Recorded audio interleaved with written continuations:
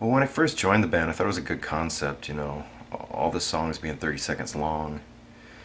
That way you could send your friend a CD. It would only take him about 7 minutes to figure out they hate you.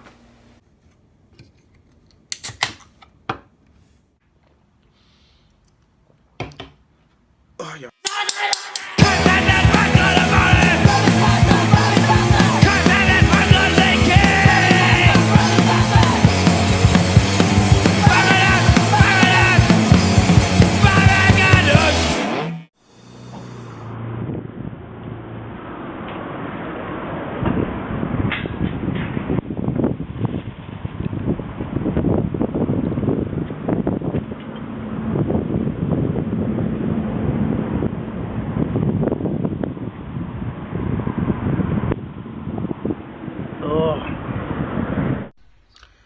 Those fucks, yeah, I know those fucks, the born shit stirs. It all started in Paul's bed. It was actually under my bed, as I remember.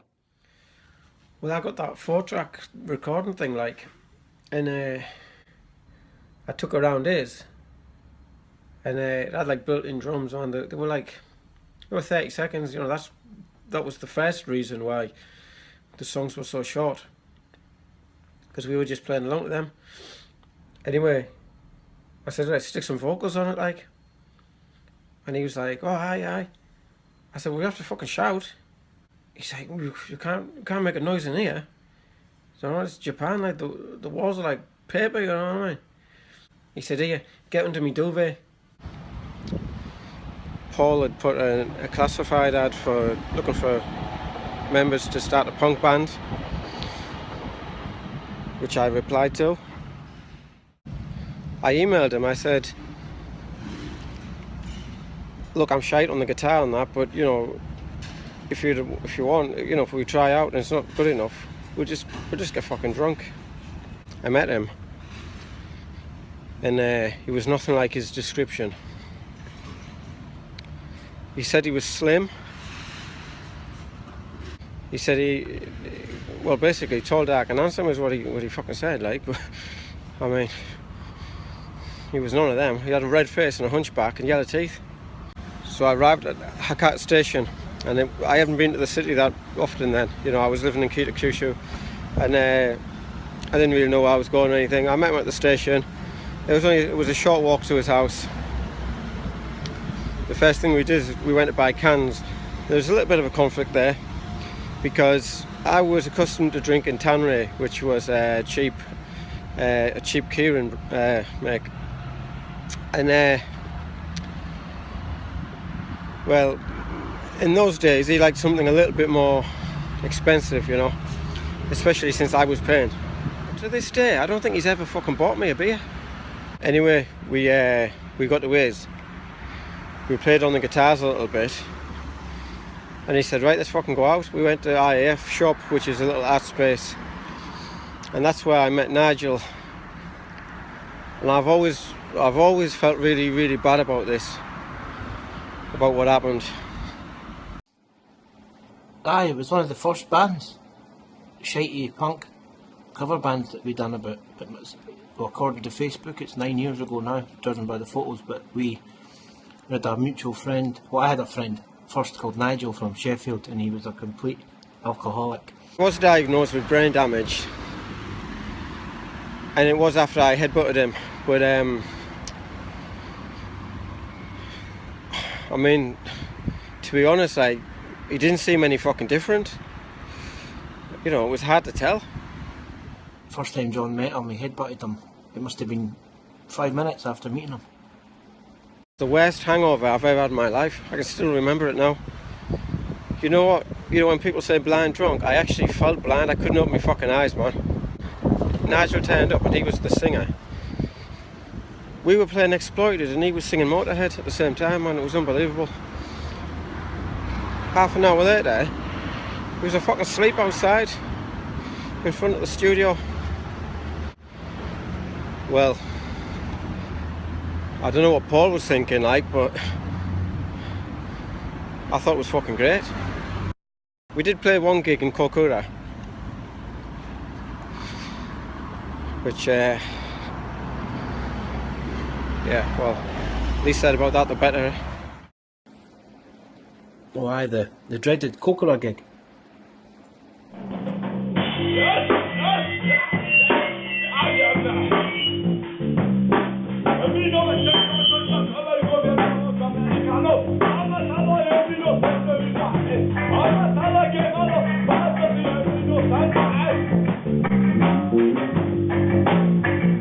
Pablo took over from Nigel because Nigel had the brain damage after John's headbutt.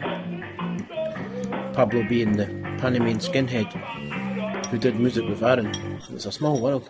So several years ago, on the internet, I put up an advert for a bass guitar I had for sale, and a gentleman by the name of Paul called me up and said he'd like to buy it, and he was playing in a punk band. So I went to Yume Town in Fukuoka, and I met the guy called Paul, and he had tattoos and a shirt and tie and trousers. He looked like real, I don't know, Mr. Businessman. And actually, he was very thin at the time.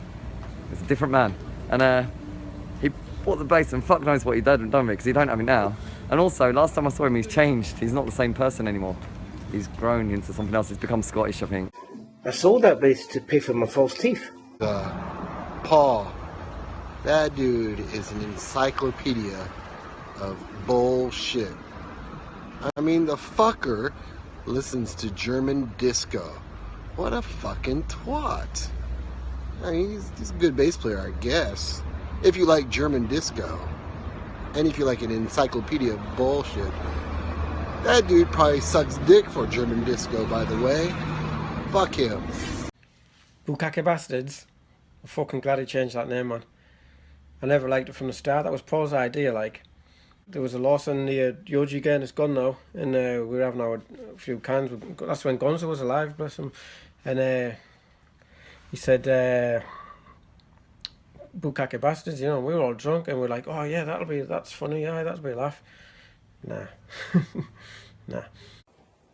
How did the band name come about? Oh Christ, it's a bit of a long story. But I was watching a documentary, BBC documentary on YouTube about an Israeli journalist who went to Northern Ireland, and he meets both sides, Catholic and Protestant, and the show cuts between Catholic and Protestant, and he's up both their arses, he's being nice to both, and then he's saying he supports both.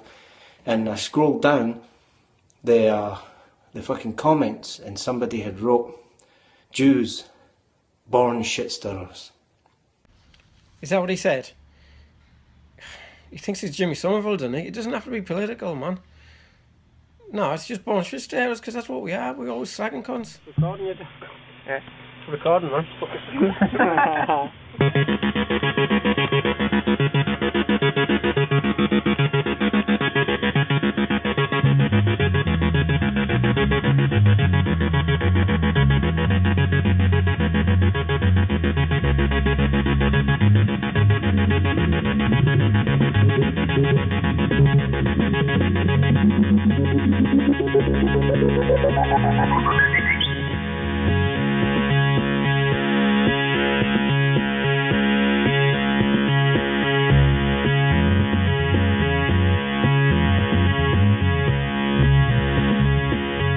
We were doing this electronic fucking thing, like, and Paul was playing bass in it, and it was me and Seguro. There were two reasons why the glove was kicked out of the band.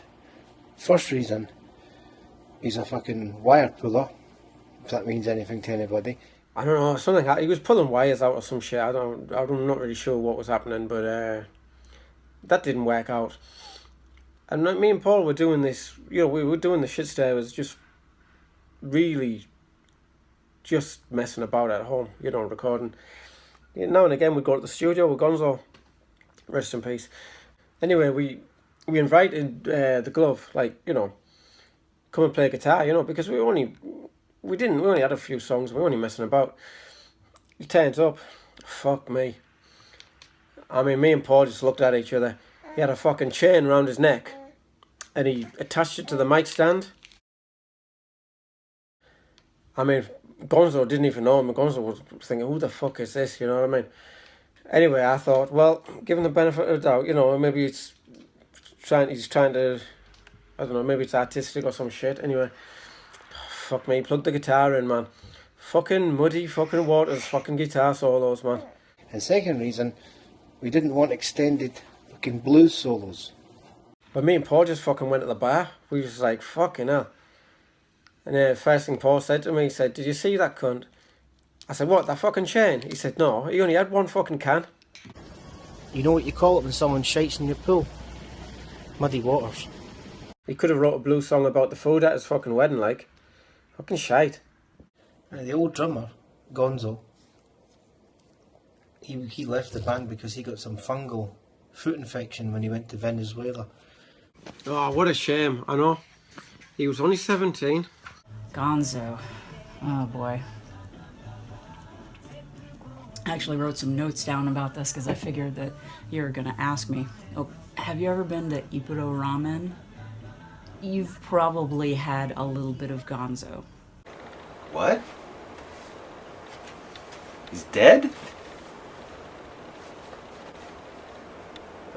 Who the fuck we been playing with that whole time?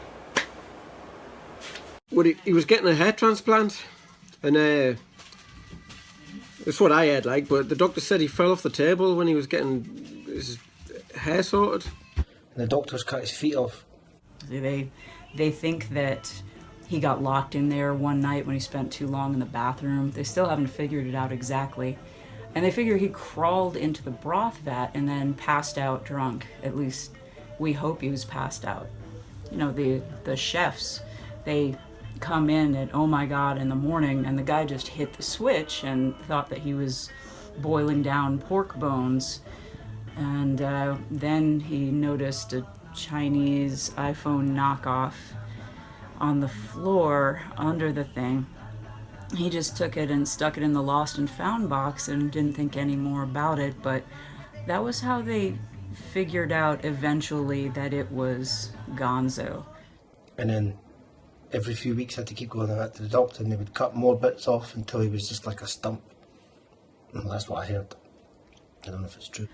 But by that time, Ippudo had won all these awards, and Nick Saz from Fukuoka Now had ranted about it, saying, this is the best fucking ramen ever! Well, maybe not exactly like that, but they were so hush-hush. They were so quiet about it. They just covered the whole thing up, and then, well, some of us still remember. And there are still people who call it Gonzo ramen. At night, sometimes when it's quiet, you would swear that you hear a phone ringing. なんか彼にはなんか目標があって自爆したよね。 Getting involved with the band, well, let's see, I was volunteering at the shelter, and it was free haircut day, and this one really hard luck case caught my eye, and he was over slumped against the wall, just doing this palsy thing with his hands, like, someone please put their hand up me, just all pee-pee pants and shit. So I felt bad for him. I ended up giving him 89 yen for a can of that fake beer that he drinks, and we just, what do veterinarians call it, we bonded. I started going to his events, to Trade Support Center, and Kill Your Fucking Boss, and things like that. We're doing this event called the Trade Night in Yojigen. Oh, aye, trade night. Trade night was a good night. Me and Paul were DJing, and Rock was doing the tarot readings, man. Can you believe that? Reading fucking tarots to fucking Japanese people in English, man. I just, you know what I mean? At Trade Support, I would read tarot cards, and that's where I met Aaron. He made tacos there. I read tarot for people so that I could afford to buy the tacos and the crazy fucking expensive drinks that they had there, and the cards, you know, the dark ones guide it all. John used to DJ. Sometimes the glove used to DJ. Aaron used to sell tacos. Overpriced tacos. But I used to go just to piss in their sink. And then Aaron he was selling fucking tacos, man. I'm sure he's Jewish, like. Yeah, I'd never told anybody this before, not even John. But one night, at trade night, there was some cunt in the toilet. I kept banging on the door and they wouldn't get out, and I was bursting on a shite. So I actually shit in the sink and broke it down with a toothbrush.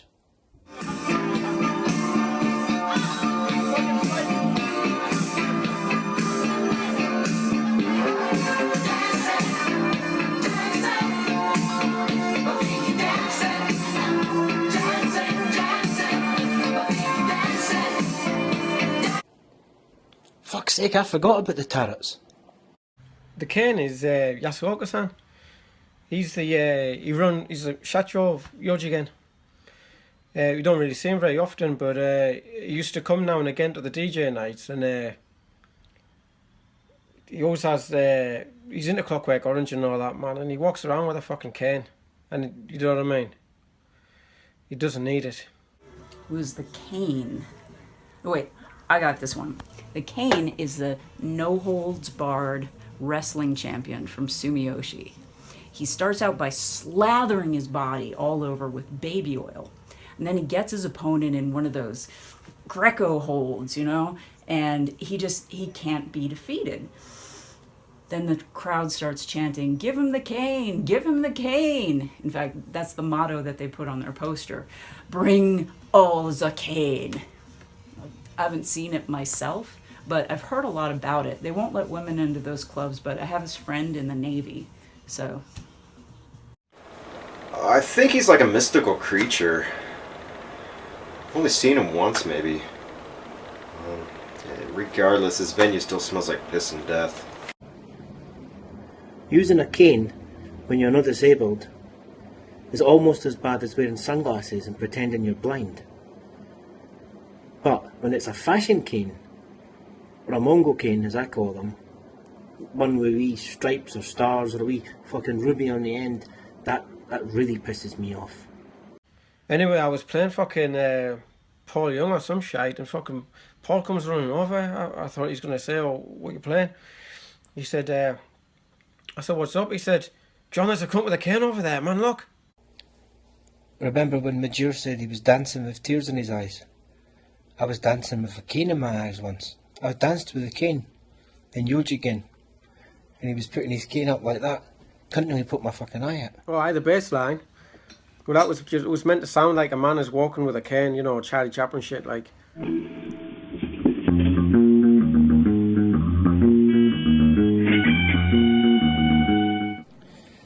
I came up with a bass line for the cane based on, pardon the pun, based on how he sounds, how he would sound if he was a bass line, you know, by looking at the cunt. And it was really circusy. But anyway, I did it like 6-7 years ago, so I forgot when we actually went to record it last year. I forgot. I had to get Aaron to do it. A sort of Happo-shoe version of my one. AIDS cunt. You mean Bono?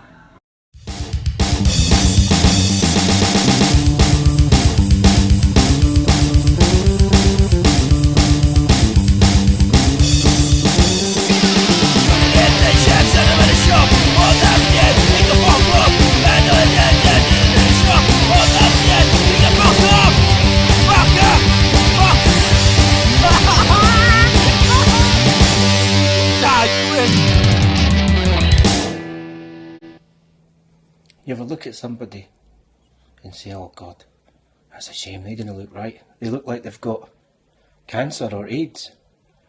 But see, when you look at AIDS cunt, you actually think, see that cunt, I hope he's got AIDS. AIDS cunt. AIDS cunt was one of Carter's friends who used to come to the DJ night, and he was buying 100 yen t-shirts, and he's got a little shop and he was selling them all for 4,000 yen, and that's not what the trade night was about, man. Why are our songs so short? Well, there's an interesting story behind that. It has to do with our aesthetic. Kitty! Hello, where have you been? Oh, come here. Oh, come here, Bonnie. Hello. Hello, kitty. I'm sorry, what was the question? It's actually a misconception that we do 30-second songs because we're trying to be like some kind of quasi-napalm death. Alright, so the drums were limited in the beginning, you know what I mean? So the songs were 30 seconds, right? But it's not entirely true because, you know, once we took the music into the studio, you know, we had a live drummer, we could have followed the, you know, traditional pattern, verse, chorus, shaky solo, whatever, you know, but we never. And because, for the simple matter, what's the fucking point? You know what I mean? I mean, these songs, I mean, they're like tweets, you know what I mean? It's like fucking, oh, he's a cunt, he's a fucking cunt, I'm gonna fucking batter him. You know, it's just what it is. It's like just spitting out what's on your fucking mind, you know what I mean? It's actually because John used to have a Fisher-Price drum machine which only had 30-second loops, so we had to get the songs banged out in 30 seconds. We did a metal band, but it always ran out before the drum solo. Some fucking lazy student wakes up 4 PM, looks out his fucking bedroom window, sees a fucking dog having a shite, and the owner doesn't pick it up. He gets straight on Twitter and he types it out. Woke up, looked out my window, fuck me, there's a dog having a shite. The owner didn't pick it up. Too many fucking characters. Has to fucking delete a load. Keeps trying he spends more than 30 seconds trying to fucking send a tweet, you know what I mean? Our songs are done in that fucking time, you know what I mean? So like, at the end of it, it comes out like this. It's like fucking, I don't know, like, woke up, fuck, dog, shite, off. You know, and then off is fucking spelled with fucking one F, just because there's no more fucking characters. And then he gets fucking slagged for it, you know what I mean? Fucking couldn't be fucking asked, man. Where's my fucking guitar at? Give me that. Well, I would just go like this. I'd fucking wake up and look out the window well, I fucking wouldn't, but I'm just imagine that I would. You know what I mean? And then I in the same situation, I would just go like this. Fucking dog shit out the video! Get out of the fucking mouth of the cunt! Man, it's hard to remember.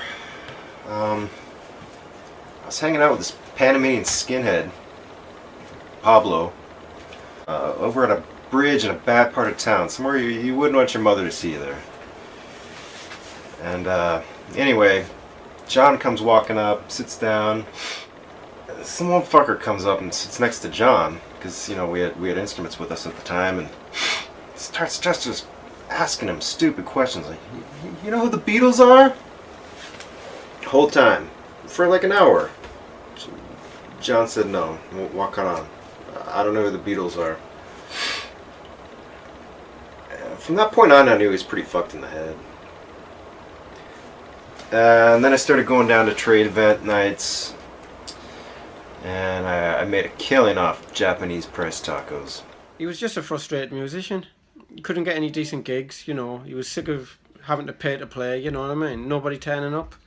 So we called him Manson. I think I was the drummer at some point. And then I think John thought it would just be easier with me on guitar. He kept saying like he was going to play the drums, like, but we had a little jam and Yoji game once after the trade night finished. We were playing reggae and I had him on the drums and I was like, is he for fucking real? Now Aaron, that guy's a pretty good guitar player. He is what I call an essential wanker. And the thing about being a good guitar player is the audience can only take so much wank.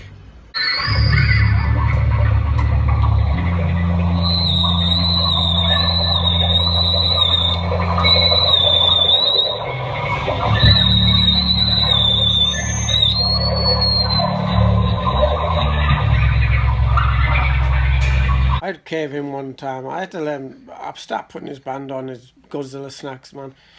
He couldn't get a gig, you know, they were shite.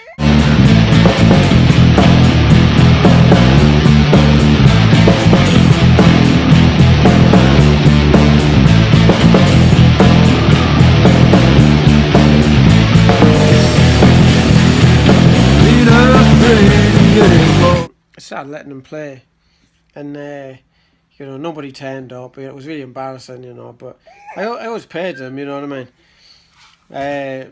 But after, maybe like a year or so passed, I saw them so many times, I actually started liking them. No fucker else did, though. I've worked with Aaron in other gigs. I mean, he's talented, but he can be pretty demanding. When we're on stage, he won't answer to anything except Lord Beefcake. I mean, I would have thought Baron Beefcake, because it rhymes with Aaron, but, I'm not the visionary of the band, ゴイドスナックスいいんじゃないよくわからんけど I've actually never heard Godzilla Snacks, Aaron's band. I seen them once, they played at Yoji again, but I had headphones in though. I was listening to Giorgio Moroder. It's just music. It's not life. Take a break. But probably if you took a break, you'd probably kill people. So hey, keep on wanking, you fucker. He hates Yojigan with a passion. One day when he was drunk, he sent Kater a message. He said, I'm going to set fire to your mohawk. Football sisters. Well, why don't you fucking ever want to go to Yojigan? Just tell me. This smells like shit. I don't know, why is Aaron so angry? I mean, we all get angry, especially living in this fucking country, but Aaron's particularly angry. And I reckon, I don't know, I might be wrong, I reckon it's the beard. I think if he shaved the beard off, he'd be okay. Why is Aaron so angry? It's honestly the beard. He keeps getting mistaken for Glenn Danzig. And people keep requesting Mother at his shows, and he was just gonna go ballistic and kill somebody one day, so he grew the beard, and he hasn't gotten laid since. No big mystery there. How much time do you got? Bands take themselves too seriously, spend too much time in front of the mirror, too much stage banter, fuckers write zines with only their bands in it, Ziggy Stardust with AIDS, fuckers that paint their faces like they're in Kiss, two-faced fuckers, rockstar wannabes, bands that think they're still living in the 60s or sound like they're in the 60s, cutesy fucking girl bands, 3,000 yen, like 30 bucks to go see your friend's shitty band. I'd have to think pretty damn hard about seeing a band I like for 30 bucks. Pay to play Norma shit. Venues don't promote much. There aren't much to hang out at. Been electrocuted I don't know how many times in these venues. I mean, don't even get me started about the prices these bands charge for their CDs. I mean, who buys CDs anymore? Hey, you good? You got enough? Because I keep going. No? It's about the time of trade night that we started getting closer with Aaron. And I thought, well, he's quite angry, he might be alright in the fucking band, eh? Fuck knows what he thought of my demos, though. Oh man, I couldn't tell a guitar from a bass, maraca from a didgeridoo. I mean, a total sonic failure. I mean, it sounded like a live bear was shooting out a live Wolverine. It's the total sonic fucking failure. Total mess. It's amazing the thing even got done. I mean, recording with Aaron, at least there's a professionalism there that me and John never had under the Duvet covers in the old days, where we just put in out of tune guitars and duff notes and stuff. With Aaron, he uses it for reverse psychology. Well, he certainly does with me when we recorded the bass. After he would finish, he would say, "Is that okay?" And I'd go, "Aye." And he'd go, "Because there was a duff note there. I think we should do it again." You know, and I'm like, who am I to argue? The cunt's got fists like Belfast hams. Do it again. Timing. Well, let's talk about timing. Now, my timing is hardly impeccable. You can ask the other band members.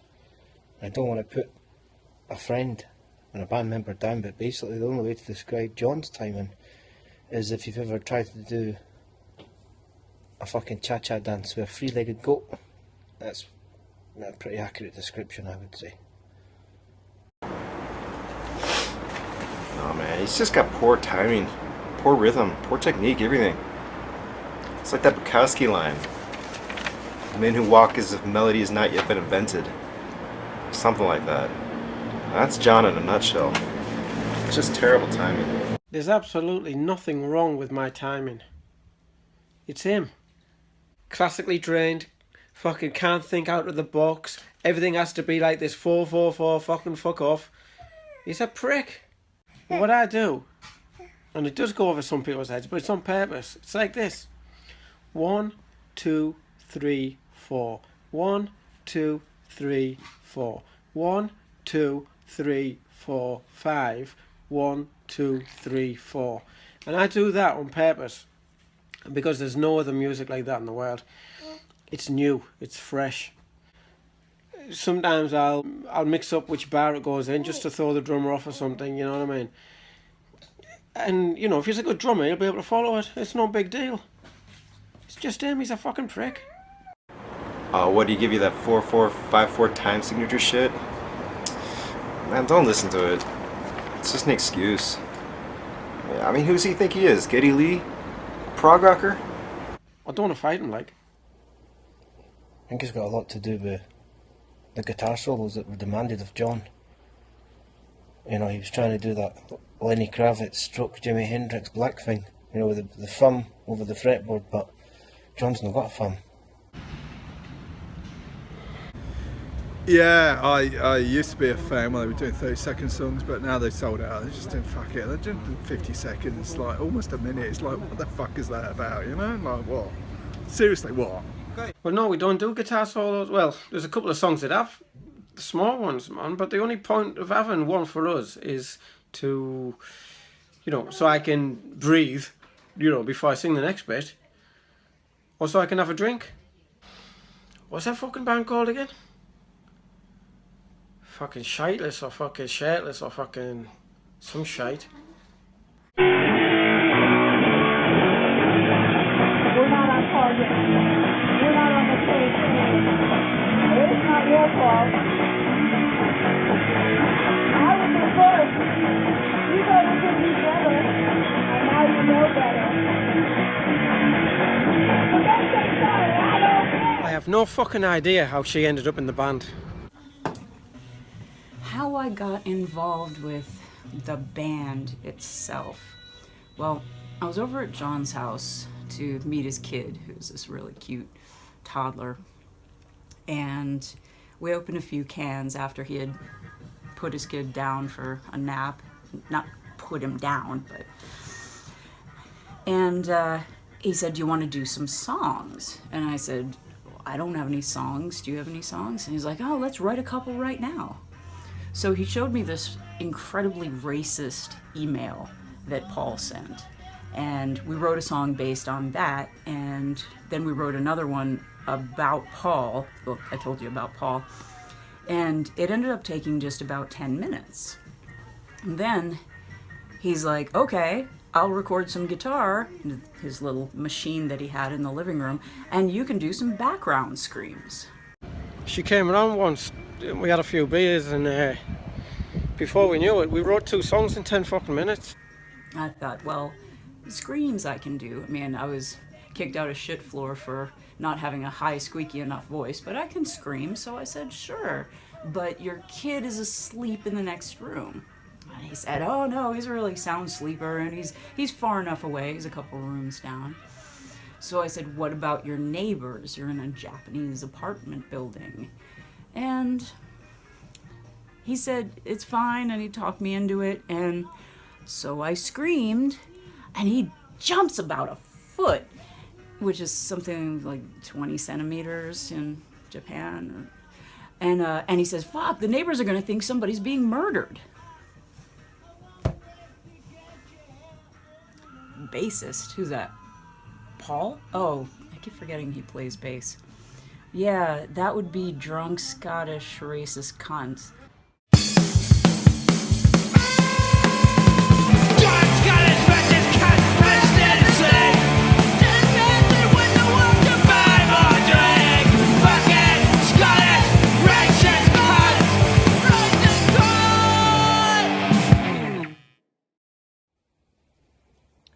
Well, actually, I object, and really, very nearly left the band over this song they wrote about me, which they did behind my back. which defiles my character, basically, you know? I don't mind being called a drunk, or even a cunt, for that matter. But to be called racist, or fascist, whatever, that's an attack on my character, basically. You want to hear the worst Christmas ever? Paul said something racist, so I called him a racist. Actually, I told John that Paul's a racist, and John told Paul. You want to talk about prejudice? This is a guy that only recruits disabled lesbians into his band. Let's just say we were going to do a cover of I Love My KKK Bitch by Ice-T until we found out that he completely misunderstood the whole thing. So we sat down to write these songs, and the lyrics were just lifted from emails from Paul, really. Well, one of them was about his, you know, he's a bit racist, you know what I mean? But yeah, he's alright though, you know what I mean? He's still a mate, you know, man. So anyway, I just played this riff on the guitar. It was about 20 seconds long, you know. And she said, oh, that sounds pretty good. She said, what's that, the intro? I said, it's your song. Lyrics are fucking great, man. They're tight, angry, powerful. There's a lot of what seems like hopelessness and nihilism, but they can also be bitingly funny. Of course, they bear no resemblance at all to what he actually yells into the microphone, whatever that shit is. But the intent is there. The spirit is there.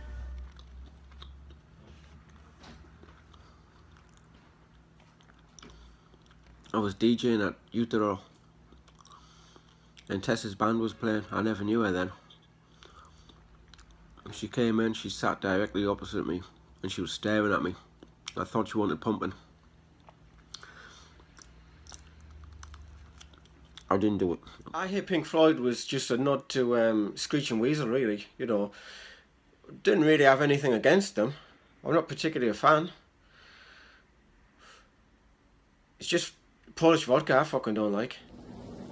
I had tried to convince John once that the second biggest selling album of all time, The Dark Side of the Moon by Pink Floyd, was a great album, which it is, and that he should listen to it at least before he dies. And he promised me we would listen to it together. So what happened was we had this bottle of Polish vodka, which was about 90%, that my sister had given me, and we had nothing to mix it with, so we went down to the vending machine and got Mountain Dew, because that was the closest thing to a fucking lemonade substitute. So anyway, we were drinking this for about an hour, and then the time comes for us to put on Dark Side of the Moon, which we did. John sat on the sofa, and I sat at the bottom of the sofa, with like a couple of poofs, and you know, the album lasts for 48 minutes, and I turned around and I said to John, so what did you think of it? And the rude cunt was sleeping.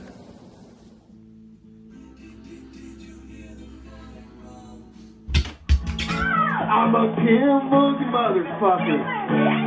Motherfucking Kim Boogie. Kim Boogie! Those fucks always seem to invite me up to Fuck You Okay, to play a show on Tuesdays.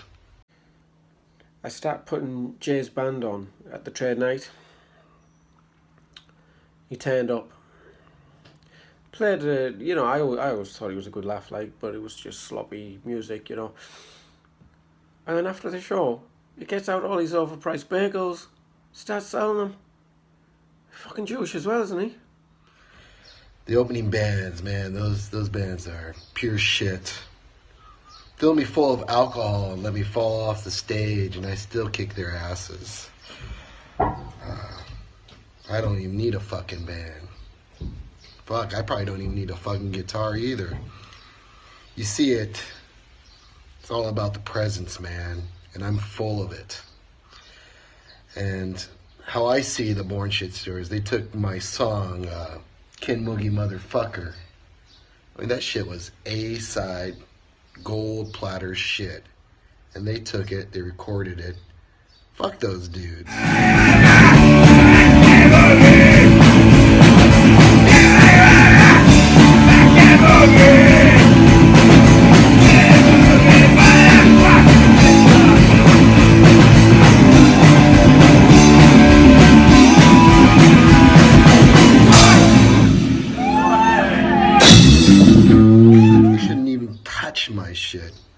that singer John. Probably the only one motherfucking crusty punk west of Tokyo. That dude's always busking and slinging for beer and shit. Fuck, I don't know. Probably suck your dick for a Ken Moogie. You know, I've always worked with queer cunts. There was Dean Ward who used to fucking throw shit over the fucking toilet while you were having a shite. There was this cunt that got fucking fired in Sainsbury's for writing Richard is a cunt on a potato. There was that cunt, fucking what's his name, Ron.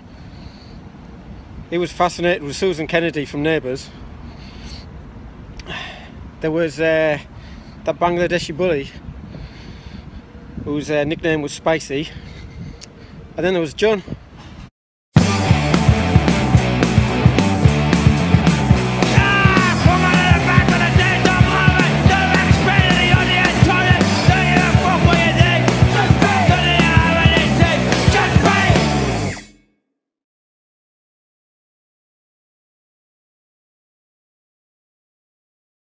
Don't say soccer!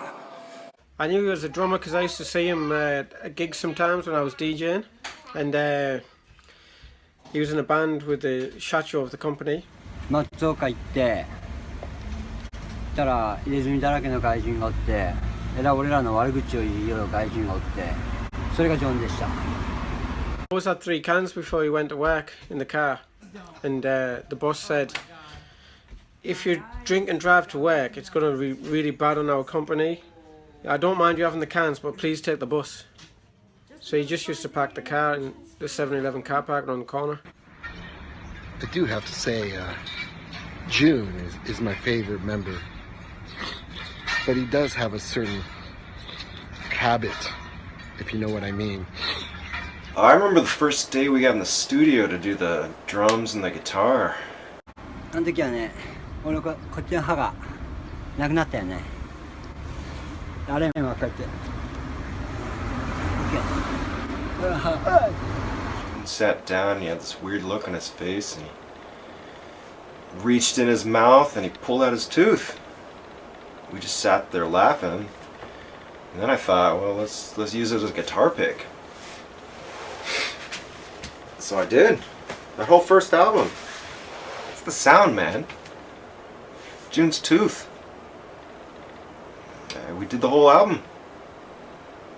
Wish I still had that tooth. まだ持ってるよ歯。Jin's teeth? What fucking teeth?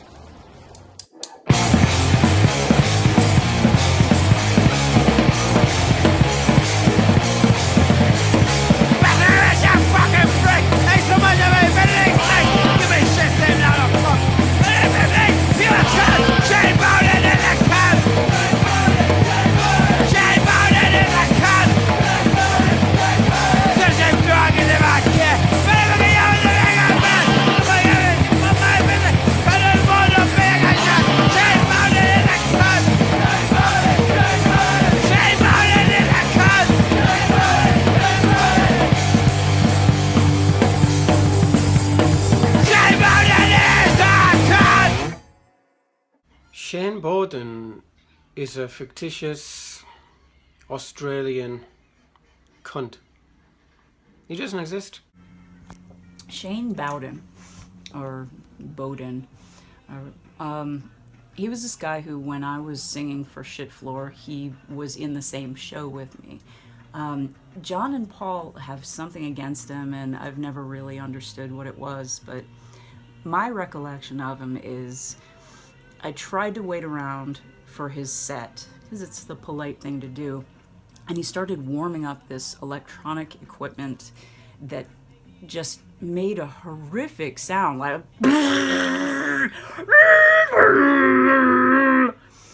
and it was so fucking bad that we all just went outside and we decided to wait until his actual show started, and we had a drink and a smoke, and later we found out that that was his actual show. I think he won a Grammy.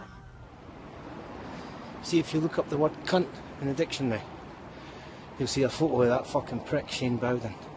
Cunt.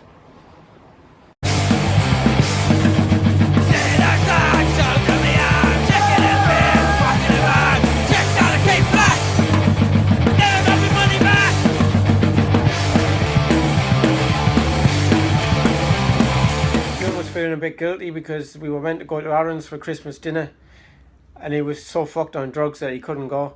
What he did was he won Goldman Yen on the pachinko slot machines, and then so he paid for the recording. セカンドアルバム、金は俺が持ってた。でも他のみんなは金は持ってなかった。でも集まったのは3人。まあ楽しかったよ。寒かったけどね。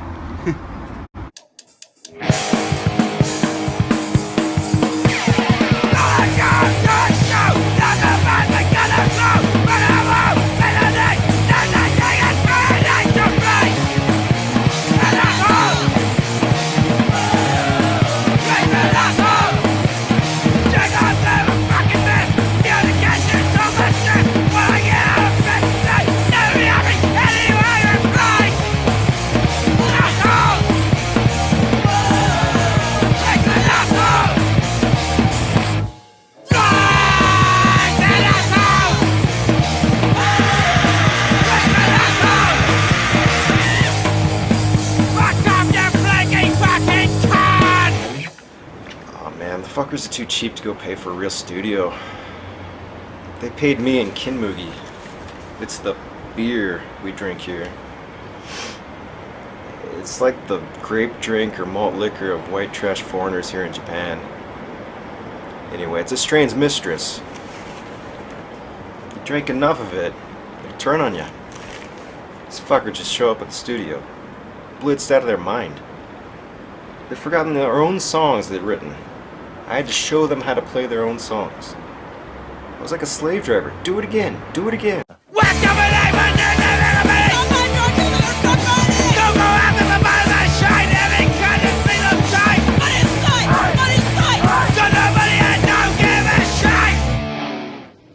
Money's a sight. That's an idiom that doesn't exist.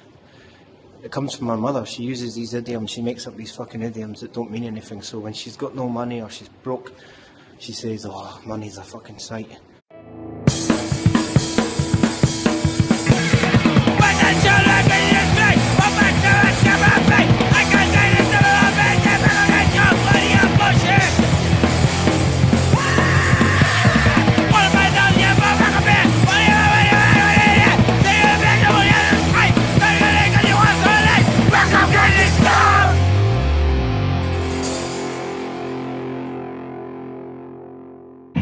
What's your mission?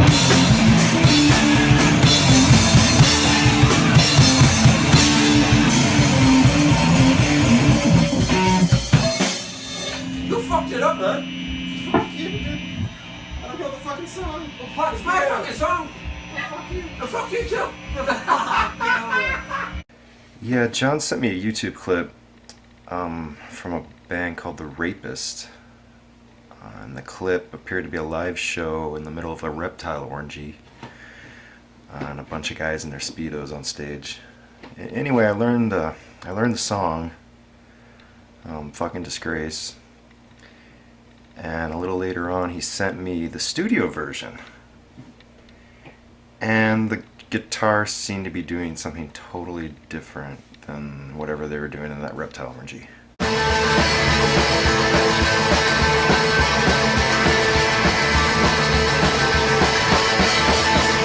Security, only one in six. I don't want your lifestyle, I don't make you sick. Sick of wicked with one reality. I told you the conversion, nothing think of me. Well, in my opinion, I reckon that the Rapists are probably the single most influential unsigned band that's going about. I mean, there's so many shitty bands. They're just so gimmicky, and they avoid that type of thing by. You've got this great combination of chugging brass, which is like early Dixie's Midnight Runners, mixed with the vocals of Buster Poindexter. Yeah, there was a lot of chill over covering that song. I mean, they're not really rapists, man. It's just a band name. I mean, the singer looks like he wouldn't say boo to Gary Glitter. Man, the bassist looks like he's a victim.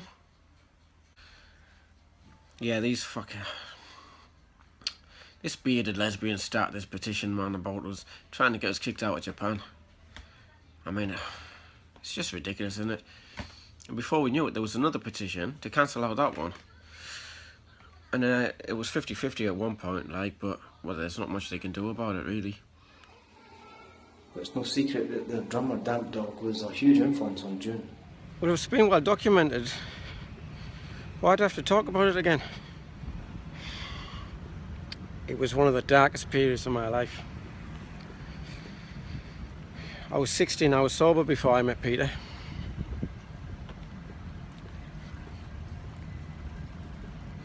Peter was a con man. He made millions by impersonating Ken Dodd. Natural born shit stirrers?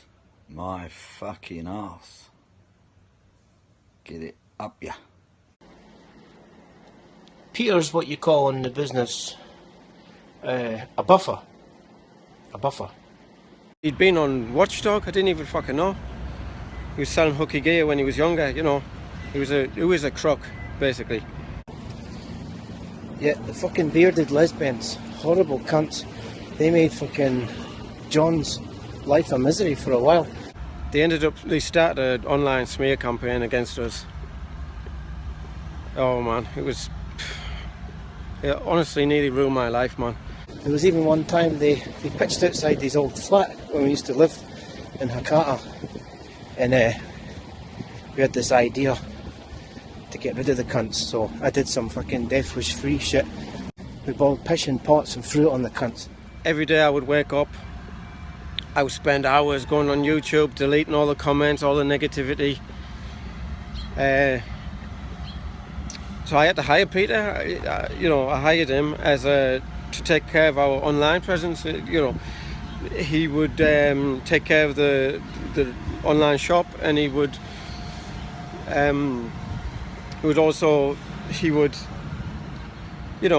put up videos and things for people to, information and whatever, what was happening, tour dates and whatever. Anyway, oh god, it all happened so quick. It started off pretty legit, and then before I knew it, he'd fucking changed all our passwords. Anyway, fucking hell, man.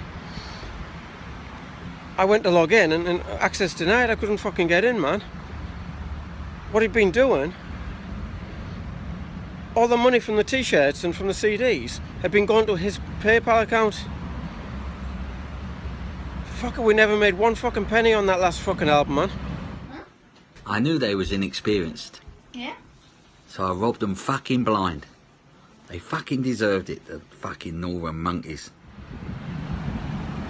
So what we had to do was we had to start all these new Facebook and new YouTube, new everything, so that we could be in control of it again.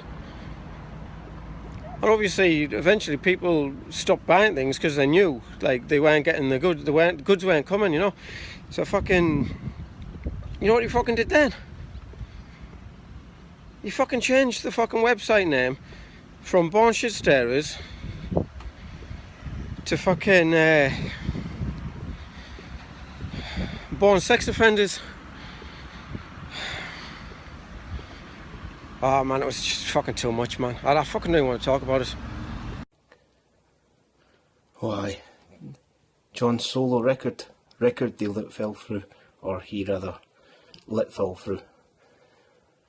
What was the producer's name again? Aye, Big Daddy Rich. Yes, I've been a fan of John's music since the early Dogbite days, and I flew out to Japan to check out his new band. And if he was that Scottish idiot Paul, fuck's sake, like, we went out to do some karaoke, and he was wearing, I think it was like The Undertaker or some other WWF wrestler. He had like his t-shirt on, had a massive hole under the arm. It was embarrassing, just like walking in these clubs, and he just was a fucking mess. And I thought, I can't have him representing any band on my label. So I just took John aside and said, look, if you want to do a solo album, then the offer's there, but we can't have that geezer in there. No, like what Scottish bands who are ever any good? Well, you had like the Proclaimers, maybe Simple Minds, but they had about 2 good songs between them. I mean, this is a producer whose favourite bass player is Dennis Taylor. Yeah, the problem was then the arse dropped out of the record industry, so everyone's downloading and streaming, and you can't sell CDs anymore. I've got a whole shed, 500 Milk Snatchers albums I'm never going to get rid of. So really, that has it. Had to scrub the deal. Shame really, because he has some good tunes, but fucking how many streams is he going to get on Spotify? You know what I mean? A man with a beard and nice shoes did approach me for my solo career. He said, "Jonathan, I'm going to make you a fucking star." You know, he promised me everything. There was big advances. There was all. He said, He said, "I'll get you one of those little brown boys to follow you around with a suitcase full of drugs." He said, I'll get you a flash car." He said, 20 virgins. He said, "I'll get you 20 virgins." What the fuck do I want with 20 fucking virgins? I said, "Have you not got any 40 pluses?" He said, "Jonathan, I'll get you 40 pluses. They'll do anything you want." And it was almost a deal breaker. You know, at the end of the day, I come from Hartlepool. What the fuck do I want a swimming pool for? John is a mega talent. Unfortunately, his band members are holding him back. Everybody's holding him back. The world doesn't know what a genius he really is. I've applied for the road crew, but so many rules and regulations. I can't stand in front of John. I have to carry stuff that's heavier than me around John. He just stands there like the king that he is, which is fine. You know, but that's my job. One day I'll get paid, I hope. I don't know. It's just a promise blowing in the wind. I read somewhere that when Steve McQueen, when he was making the Magnificent Seven, he wouldn't let his co-stars stand in front of his shadow. That's fucking John. At the end of the day, it's my band. They're my songs. It's my music. They do nothing. Yeah, well, sometimes I do think it's getting a bit too much for me, you know. And these wankers in the band, you know, I mean, I love them to bits, but sometimes I think they don't appreciate me, the talent, they don't understand the emotions I go through when I write music. You know, to them it's just messing about in a studio, but for me, it all comes from the heart, you know. Like, I think I need to take a break. Just put the camera off.